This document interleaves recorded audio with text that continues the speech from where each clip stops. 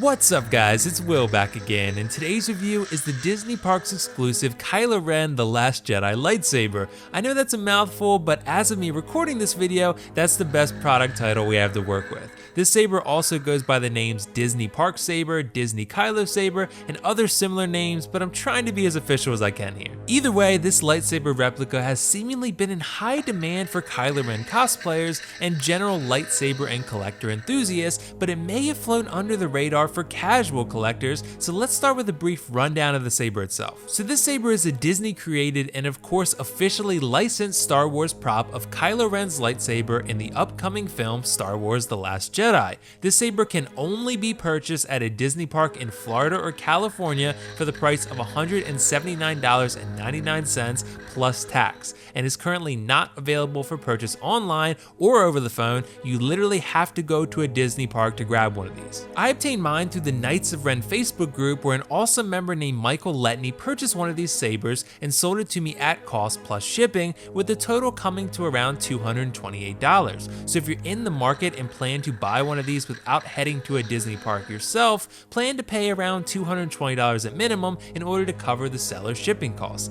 If you're in the market for one, head to the Facebook groups I've listed in the description below. If you actually go to a Disney park yourself, this saber will cost you roughly $192 or so. Totally up to you how you want to go about it. Okay, so what do you get for your money? You get a fully metal KYLO REN lightsaber replica from The Last Jedi, blades that actually lock into the saber and help light up the LEDs. You receive a metal lightsaber clip that you can actually clip to your belt and clip the saber to wear as a belt hanger. You get a plastic display stand, and you get a stand so you can display the saber on your wall, which I haven't set up yet because there's no screws included. I'll go through each of these items individually, but we'll start with the saber itself because that's what you're here for first and foremost. I'll say this, a lot of people are gonna compare this saber to the KYLO REN Black Series made by Hasbro that came out a couple years ago now.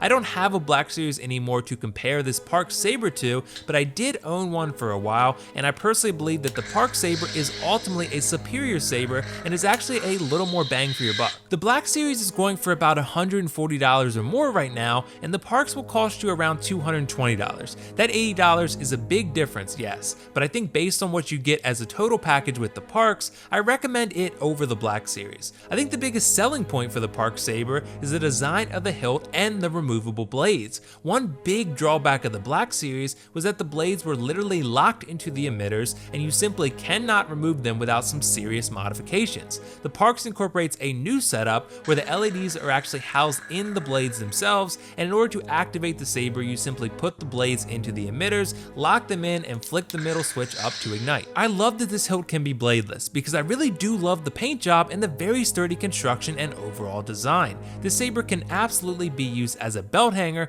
or a display prop on your desk that looks surprisingly awesome.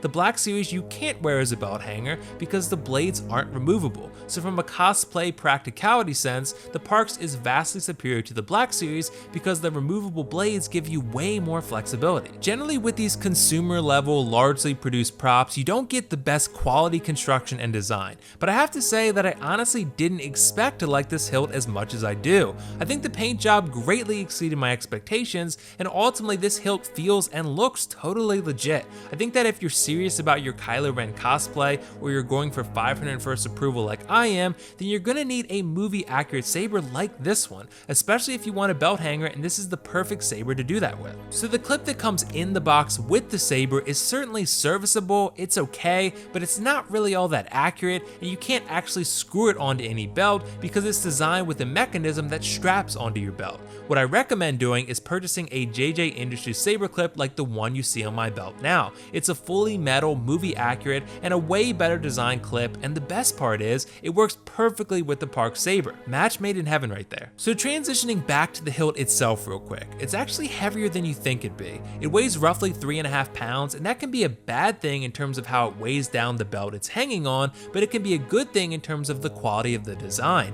The saber feels like a legitimate weapon in your hands, and that's something I never really felt with the Black Series. The saber is surprisingly great in terms of its weight and overall design. The Black Series was much beefier and fatter, and this saber is way more movie accurate in terms of size and weight. In terms of brightness, I'll be doing a couple live demonstrations near the tail end of this video, but for now, I'll say that the brightness is adequate. It's on par with the Black Series, series, but you're definitely going to need to make some adjustments for the daytime. Either blade covers, day blades, upgrading the LEDs to a more powerful solution, something. Because you can see from this video that this saber will not hold up well in the daytime. It looks just like white blades on a KYLO saber, which isn't the best look. And you could honestly say that to a lesser degree about some of the more powerful setups as well, but if you're going to use this saber in the daytime, I highly recommend you figure something out because it's going to look off with white blades. Some people may not care, but for me this is one limitation of this kind of consumer budget-friendly product that isn't the brightest on the market by any means. Alright, so as for the sound, it's good. I actually prefer it over the Black series despite the fact that I totally expected to hate it.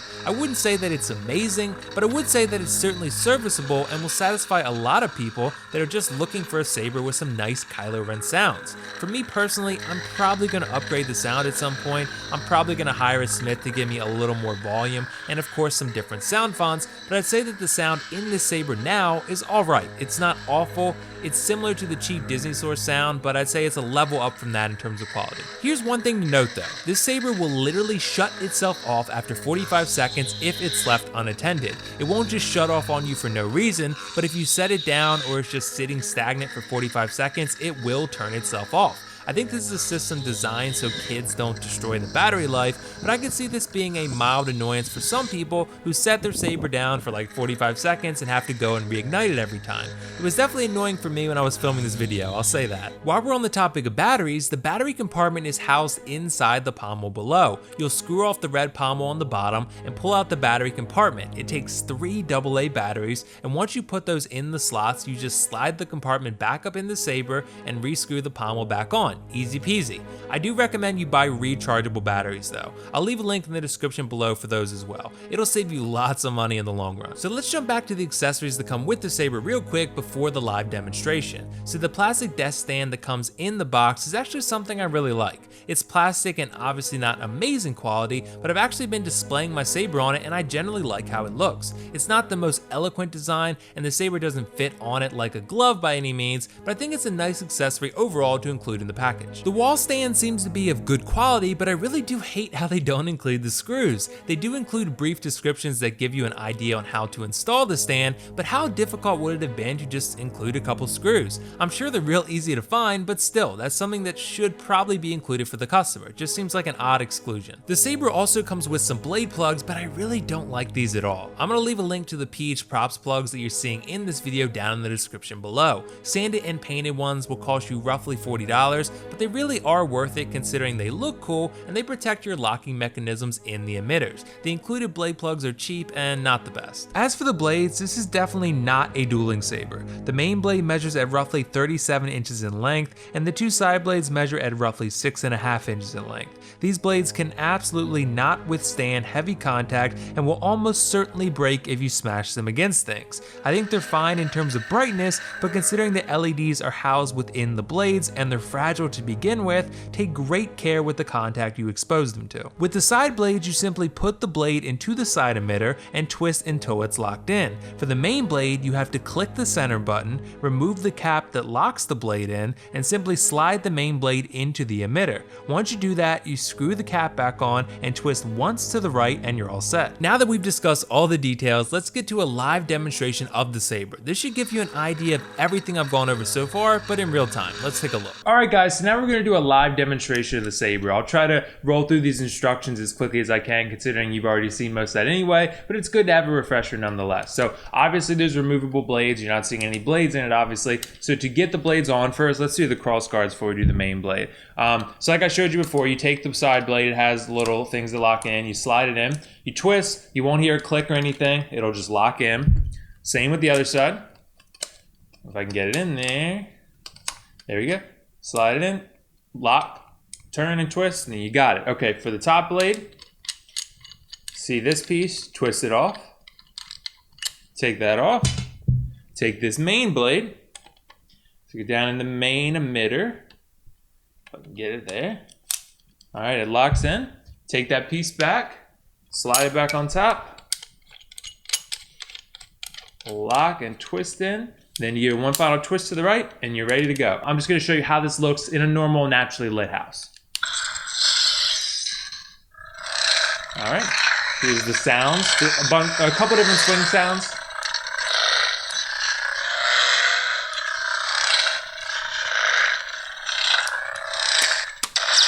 Flash on clash. There is no lockup sound for the saber. Sound comes out of the pommel on the bottom.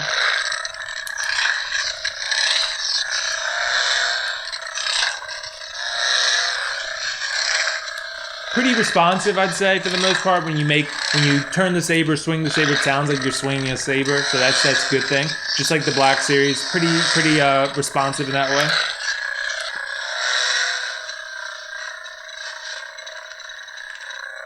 There's the natural crackle.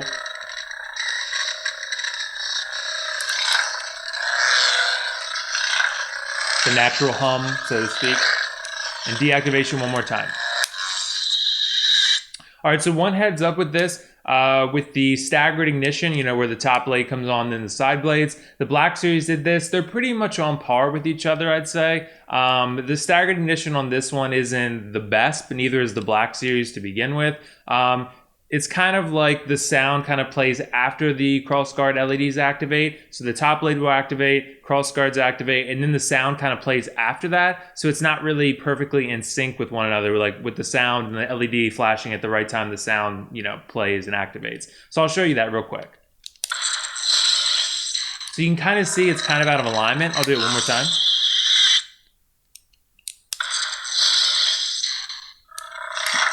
And you notice too, there's a pause.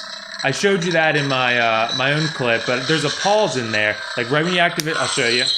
Right when you activate the saber, there's like a half a second or a second pause before the saber font starts. Right there, there's that pause. And that's kind of, it feels lazy and kind of cheap, but other than that, I mean, this is probably a saber that needs a sound upgrade to begin with, to be honest. But I mean, you know, for the most part, for a Black Series kind of type of saber, which is what this is, the Disney created saber, you know, the sound is fine for most people, I'd say. Alright guys, so now we got all the lights off in the house. But this is basically kind of a general idea of what the saber looks like in a house with no lights on. You can kind of see, there should definitely be a more noticeable brightness, because obviously it's darker in the environment, in the house. So the saber's going to look a lot better at nighttime outside in the dark, obviously, like most sabers, but especially this one with the LEDs, considering they're not as strong as more high-end sabers are. So I don't know if I mentioned it before, but there is a loop with this saber. There is a loop that happens where the font starts over. Let's see. There it is. There it is. So like the font will keep playing, and then eventually it'll kind of just loop and stop for like a half second. Sorry again, let's see if we can catch it.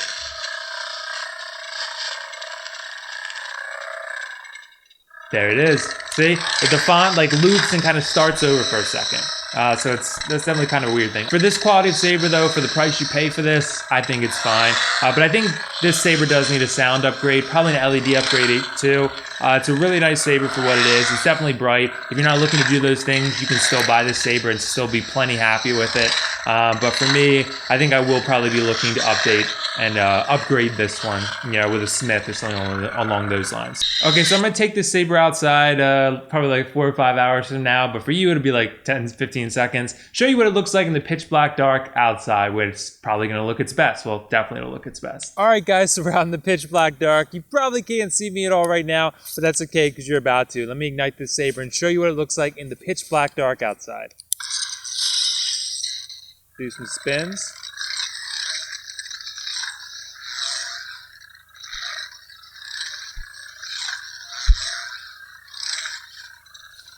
So you can hear everything.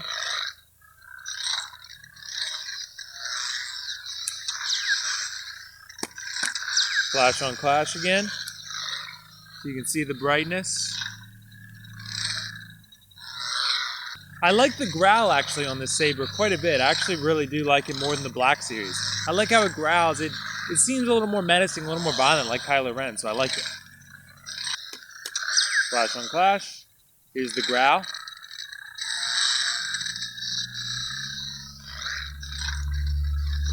All right, that should about do it. Alright, so I hope I've answered all your questions regarding the Disney Parks exclusive KYLO REN The Last Jedi lightsaber. I'm actually very satisfied with this product despite the flaws. The hilt is really well designed, and I think it's worth a purchase just for that if nothing else. The sound and brightness are serviceable, but this saber has the potential to be amazing with some upgrades, and that's why I think it's worth a purchase. I think it'll definitely still satisfy a lot of collectors as is though, and because of that, I'm going to give this saber an 8 out of 10 and recommend you buy it if you're in the market for a KYLO REN lightsaber.